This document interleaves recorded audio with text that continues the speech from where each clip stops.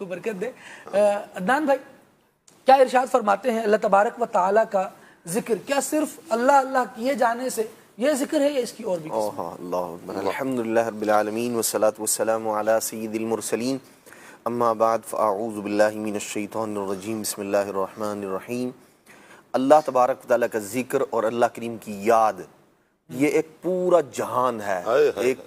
بڑا وسیع معنی ہے اس کا، اور اللہ تبارک و تعالی یہ بھی اللہ کریم کا فضل اور کرم ہے، یوں کہہ لیں کہ اس معنی میں اللہ تبارک و تعالی کی یاد میں، اللہ کے ذکر میں بڑی وسعت ہے کہ آپ مختلف انداز پر اپنے رب کو یاد کر سکتے ہیں، اور وہ بہت سارے کام ہیں جن کے کرنے والے کو اللہ کا ذکر کرنے والا کہا جاتا ہے، اللہ کو یاد کرنے والا کہا جاتا ہے۔ تو جیسے اس کی بے شمار صفات ہیں اللہ تبارک و تعالی کی، ایسے ہی اس کو یاد کرنے کے بھی بے شمار طریقے ہیں۔ اگر اس کو کھول کر لکھا جائے نا تو بڑی طویل کتاب تیار ہو سکتی ہے، لیکن علماء کرام نے اس کو یوں کہہ لیں کہ 3 انداز میں بیان کر دیا، جو تینوں انداز اپنے اندر ایک پورے کا پورا جہان لیے ہوئے ہیں۔ جیسے ذکر کی عام طور پر 3 اقسام بیان کی جاتی ہیں۔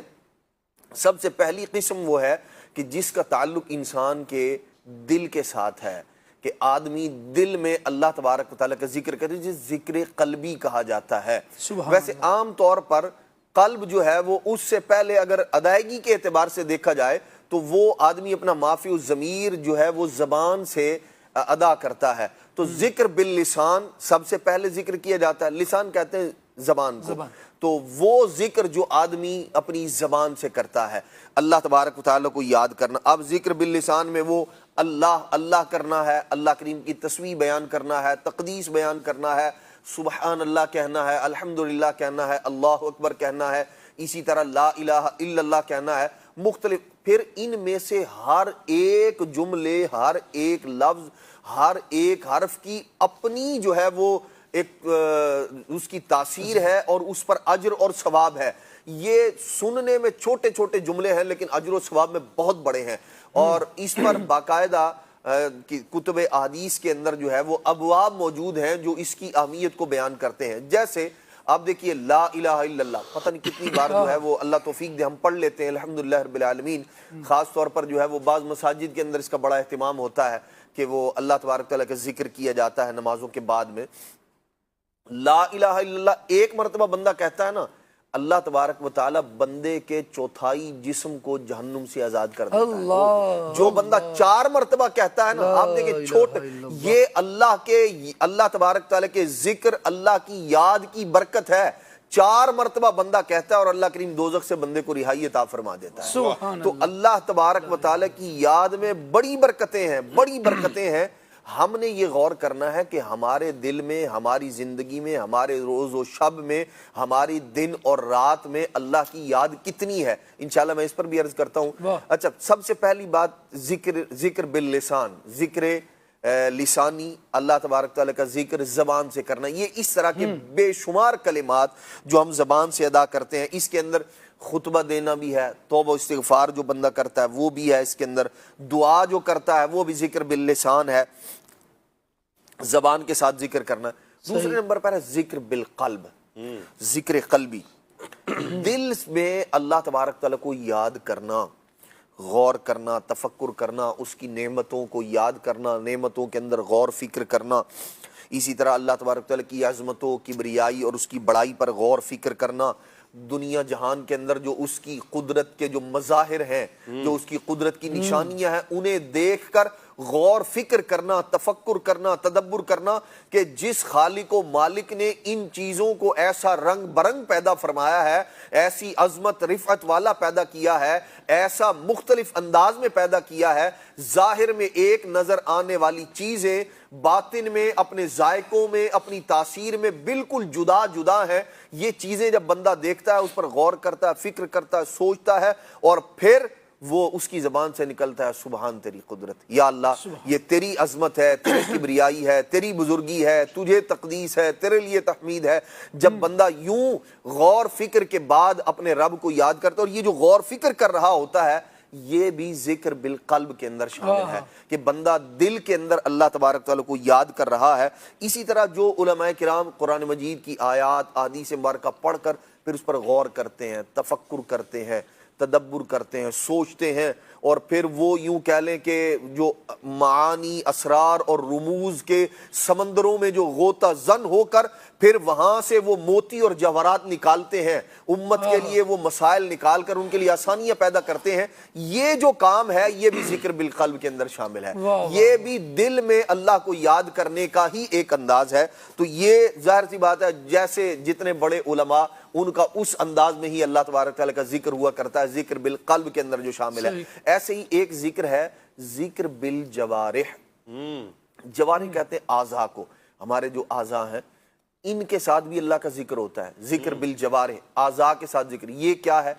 اللہ اکبر، ذکر بالجوارح یہ ہے کہ بندہ ایسے کام کر رہا ہے کہ اس کا جسم بھی اللہ تبارک و تعالیٰ کی یاد میں مگن ہے، اللہ کا ذکر کر رہا ہے۔ جیسے نماز جو ہے نا یہ اس کی بہترین مثال ہے۔ اب بندہ جو ہے وہ قیام کی حالت میں کھڑا ہے، پھر وہ رکوع کر رہا ہے، پھر سجدہ کر رہا ہے، پھر قومہ کر رہا ہے، جلسہ کر رہا ہے، اور یوں جو ہے وہ اپنے جسم کے ذریعے اپنے رب کی یاد میں مگن ہے۔ اچھا اس کے اندر کیا ہے؟ زبان سے بھی وہ ذکر کر رہا ہے۔ نماز جو ہے وہ ذکر باللسان، ذکر بالقلب، جن بندوں کی جو ہے وہ جو قرآن مجید کی آیات وہ پڑھ رہا ہے اس پر غور، فکر، تفکر، تدبر اور یہ بھی جاری ہے، اور پھر ان کی کیفیت بھی وہی بنی ہوئی ہے۔ بعض اوقات جو ہے وہ رقت والا انداز ہوتا ہے اور بندے کی ظاہر سے بھی پتہ چل رہا ہوتا ہے، نماز خشوع و خضوع جسے کہا جاتا ہے کہ دل بھی بندے کا جو ہے وہ ادھر ہی مگن ہے، اور ظاہری اعضاء سے بھی لگ رہا ہے کہ واقعی خضوع کی کیفیت ہے، خشوع کی کیفیت ہے۔ تو یہ ذکر بالجوارح ہے کہ بندہ اعضاء کے ساتھ اللہ تبارک تعالیٰ کو یاد کرتا ہے۔ اللہ کے خوف سے آنکھوں سے آنسوؤں کا بہ جانا، یہ بھی اللہ تبارک تعالیٰ کے ذکر کا ایک انداز ہے۔ اسی طرح سفر حج پر جانا، اللہ اکبر، یہ بھی ذکر بالجوارح کا جو ہے نا وہ ایک انداز ہے۔ بندہ اپنے رب کی یاد کے اندر طواف کعبۃ اللہ المشرفہ، اب ذہن بھی وہی ہے، جسم بھی اس کا کعبۃ اللہ المشرفہ کا طواف کر رہا ہے، کبھی وہ عرفات جا رہا ہے، کبھی وہ مینا جا رہا ہے، اس سب میں کیا ہے؟ اللہ تبارک تعالیٰ کی یاد ہے۔ یہ بھی ذکر بالجوارح کی عمدہ مثال ہے۔ یہ تو حج کے لیے ایک مستقل اور کئی دن کی ایکٹیویٹی ہے، اگر چند دن کی ہے لیکن ایکٹیویٹی ہے، اور یہ ذکر بالجوارح ہے۔ لیکن ایسا ہی بندہ جب نماز کے لیے جا رہا ہے تب بھی تو اپنے پورے وجود کے ساتھ ہی اللہ تبارک و تعالیٰ کی جی بالکل، نماز کا جو معاملہ ہے وہ بھی ذکر بالجوارح بھی ہے، ذکر باللسان بھی ہے، اور ذکر بالقلب بھی ہے۔ تو اللہ تبارک و تعالیٰ ہم سب کو یہ جو سعادت مندوں والا انداز ہے یہ اپنانے کی توفیق عطا فرمائے۔ یہاں خالد بھائی ایک بات یہ ہے کہ ہمیں تو اللہ یاد ہے، ہم تو اللہ کو یاد کرتے ہیں، عام طور پر جو ہے بھئی ذکر تو بندہ کرتا ہی رہتا ہے اللہ کو کون بھولے ہوئے ہے؟ اللہ یاد ہے سب کو۔ بات یہ ہے اللہ سب کو یاد ہے، کیا اللہ تبارک و تعالیٰ کی یاد جس کو ذکر اللہ سے تعبیر کر لیں آپ، ہر بندہ غور کرے میں دن میں کتنی بار اپنے رب کو یاد کرتا ہوں، جسے اللہ کی یاد کہا جائے، ذکر کہا جائے۔ بعض لوگ وہ ہوں گے ایک مرتبہ بھی 24 گھنٹے میں سبحان اللہ کہنے کی انہیں توفیق نہیں ہے، اور ابھی ہمارا انداز یہ ہے کہ ہمیں تو اللہ یاد ہے، ہم کب بھولے ہوئے ہیں۔ اور نمازوں سے غفلت کرنا، یہ نماز پڑھنا یہ تو ذکر اللہ کا انداز تھا جس کی طرف ہم نہیں آ رہے۔ ابھی آپ دیکھیں رمضان المبارک کے فوراً بعد روٹین لائف جو ہے نا زندگی بالکل تبدیل ہو جاتی ہے بندے کی، اور وہ لوگ کہ جو ماشاءاللہ مسجدوں کی زینت بنے ہوتے ہیں اب وہ عام طور پر وہ ذوق، وہ جذبہ، وہ شوق وہ نظر نہیں آتا۔ تو وہ جو اللہ کی یاد ہے اس کا انداز تو یہ تھا، تلاوت قرآن کر کے اپنے رب کو یاد کیا جائے، نماز پڑھ کے اپنے رب کو یاد کیا جائے۔ ہم اس سے غفلت کے اندر پڑے ہوئے اور پھر ہم کہتے ہیں جی اللہ تو ہمیں یاد ہے۔ یہ کیسا یاد ہے؟ صحیح عرض کروں بہت ساری چیزیں وہ ہیں، موبائل ہمیں جیسا موبائل یاد ہے نا ایسا کچھ بھی یاد نہیں۔ سوشل میڈیا کے اکاؤنٹس جو ہمیں یاد ہے نا کہ بھائی آج کیا ہوا ہے، دن بھر میں کچھ دیکھا جائے، بے چینی لاحق ہو جاتی ہے بندے کو کہ بھائی پتہ نہیں کیا ہو گیا ہے۔ ایسی بے چینی کبھی اللہ کی یاد سے غفلت پر بھی ہمیں ہوتی ہے کہ آج یہ اللہ والوں کا انداز تھا کہ وہ اللہ اکبر سبحان اللہ،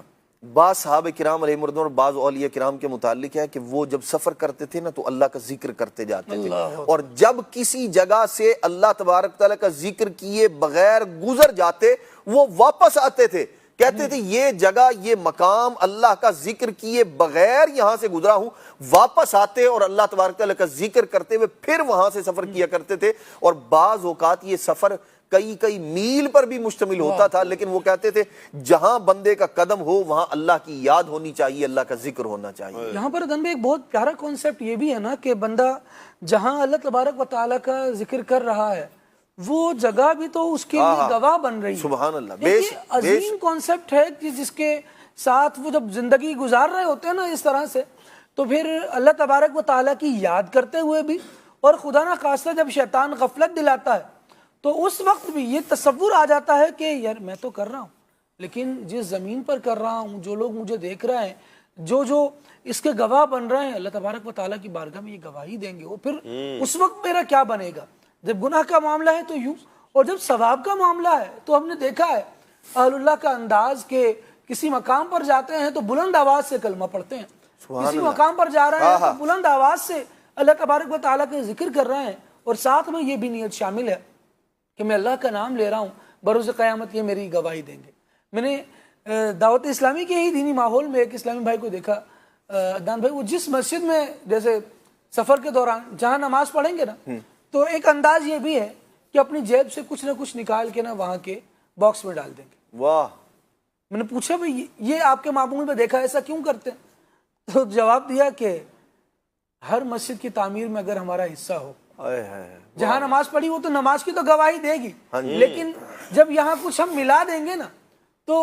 اتنی مسجدوں کی تعمیر میں جہاں ہم نے نماز پڑھی کچھ نہ کچھ ہمارا حصہ شامل ہے، تو اللہ تبارک و تعالیٰ بروز قیامت جب مسجدوں کو گواہ بنا کر لائے گا تو کیسا ہمارا مقام ہوگا۔ اور جب رب العالمین جل وعلا کے محبوب نے ہمیں بشارتیں عطا فرمائی ہیں کہ جس نے تھوڑا سا بھی حصہ اللہ تبارک و تعالیٰ کی مسجد کو آباد کرنے کے لیے یا اس کی تعمیر کرنے کے لیے لیا، کیونکہ روایت میں تعمیر کے الفاظ ہیں، جو بناتا ہے اللہ تبارک و تعالیٰ کے لیے مسجد، تو فرمایا اللہ تبارک و تعالیٰ اس کے لیے جنت میں محل بناتا ہے۔ کیوں میں تھوڑا سا اپنا حصہ شامل کر دوں؟ میں تو اپنی قدرت، اپنی طاقت، اپنی بساط کے مطابق ہی حصہ شامل کروں گا، میرا مالک اپنی رحمت کے شایع نشان مجھے اجر عطا فرمائے گا۔ تو یوں ذکر کرتے وقت بھی وہ جگہ ہیں جو ذکر سے متعلق ہیں اور ذکر سے ہی سمجھے آباد ہوتی ہیں۔ مسجد اللہ تبارک و تعالیٰ کے ذکر ہی کی تو نشانی ہے، بلکہ جو بندہ مسجد کو تعمیر کر رہا ہے، مسجد میں کثرت سے اس کا آنا جانا ہے، سید عالم صلی اللہ تعالیٰ علیہ وآلہ وسلم نے ارشاد فرمایا جس کو کثرت سے مسجد میں آتا جاتا دیکھو اس کے ایمان کی گواہی دو، کیونکہ یہ ایمان والا ہے تبھی تو اس کو بار بار مسجد جانے کی توفیق ملتی ہے، اللہ تبارک و تعالیٰ کو یاد کرنے والا ہوتا ہے۔ تو یوں یاد الہی سے جب اپنے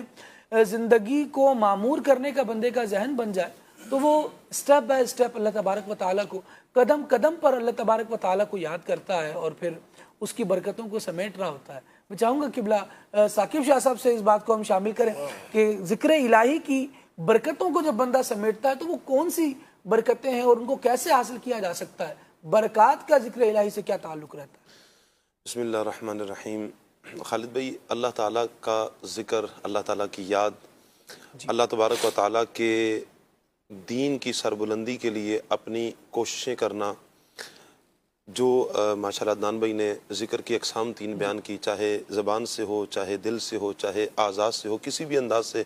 اللہ تعالیٰ کا ذکر کرنا یقیناً اللہ تعالیٰ کی محبت کی ایک بہت بڑی علامت ہے کہ جب بندہ کسی سے محبت کرتا ہے تو اکثر اسی کی یادوں میں گم ہوتا ہے، اکثر اسی کی یاد میں ہی رہتا ہے، اس کا ذکر کثرت کے ساتھ کرتا ہے۔ اور یقیناً ایک مسلمان جب بھی کوئی اعمال کرتا ہے تو اس کے پیش نظر اللہ تبارک و تعالیٰ کی محبت ہوتی ہے، وہ چاہے نماز پڑھ رہا ہے، وہ حج کر رہا ہے، وہ زکوٰۃ دے رہا ہے، وہ صدقہ و فطر دے رہا ہے، صدقات دے رہا ہے، وہ کوئی بھی نیک عمل کرتا ہے، نیکیاں کرتا ہے، تو اس کے پیش نظر اللہ تبارک و تعالیٰ کی ذات ہوتی ہے اور وہ اللہ کے لیے کرتا ہے۔ اور اللہ کرے کہ یہ نیتیں بھی ہمارے ہاں یہ شامل بھی ہوں، ہم اخلاص کے ساتھ اللہ تبارک و تعالیٰ سے اللہ تعالیٰ کی راہ میں کچھ دینے والے بن جائیں، عبادات اللہ کی رضا کے لیے کرنے والے بن جائیں۔ لیکن بظاہر جب ہم دیکھتے ہیں تو اللہ کے لیے ہی اعمال کیے جاتے ہیں اور یقیناً یہ اللہ تبارک و تعالیٰ ہی کی محبت ہے۔ ہم اپنے آپ کو اللہ تعالیٰ کی محبت میں گم کریں، اللہ تعالیٰ کا ذکر کریں، اللہ تعالیٰ کی یاد میں ہم گم رہیں، اللہ تعالیٰ کے ذکر کی ہم برکات لیں، یہ کس طرح ہوگا؟ ہم کس طرح اپنا ذہن بنائیں گے؟ تو ہمیں کچھ قرآن پاک کی آیات سے، احادیث سے، صحابہ کرام کے، اولیاء کرام کے اقوال سے، یا نبی پاک صلی اللہ علیہ وسلم کی جیسے احادیث ہیں، ان سے ہمیں وہ والی چیزیں بیان کر دی جاتی ہیں جہاں پر آ کر ہمارا ذہن بنتا ہے اور دل اس طرف مائل ہوتا ہے کہ ہم اللہ تعالیٰ کا ذکر کریں اور یہ جو برکتیں ہیں ہم بھی سمیٹنے والے بن جائیں۔ مجموع زوائد کی ایک بڑی پیاری ایک روایت ہے، حضرت ابو درداء رضی اللہ تعالی عنہ سے روایت ہے، نبی پاک صلی اللہ علیہ وسلم نے فرمایا کہ قیامت کے دن اللہ تعالیٰ کچھ ایسے لوگوں کو اکٹھا کرے گا کہ جن کے چہرے چمک رہے ہوں گے، روشن ہوں گے ان کے چہرے، اور فرمایا کہ اور نور سے چمکیں گے ان کے چہرے۔ نبی پاک صلی اللہ علیہ وسلم فرماتے ہیں اور وہ موتیوں کے ممبروں پر وہ لوگ تشریف فرما ہوں گے، بیٹھے ہوں گے۔ اچھا، مزید آگے پیارے آقا صلی اللہ علیہ وسلم نے فرمایا نہ تو وہ نبی ہوں گے اور نہ ہی شہید، یعنی کہ اتنا بلند رتبہ، کیا وہ نبی ہوں گے یا شہداء ہوں گے؟ فرمایا نہ تو وہ انبیاء ہوں گے نہ وہ شہداء ہوں گے۔